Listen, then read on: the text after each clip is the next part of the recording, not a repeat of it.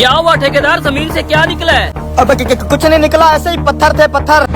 इसके अंदर बहुत ही कीमती खजाना होगा। बात सुन, मुझे लगता है ठेकेदार को खजाने वाला संदूक मिला है। इससे पहले कि ये खजाना गायब करे, चल के देखते हैं इसे। ठेकेदार हमसे कुछ छुपा रहा है, चलो जाके देखते हैं। ठेकेदार क्या हो गया, काम क्यों बंद करवा दिया? इन कमीनों को खजाने की भनक लग गई है। मैं सोच रहा हूँ काम बंद करके छुट्टी कर लेते हैं। वो क्या है ना कि आज सुबह से मेरी तबीयत थोड़ी नासाज है।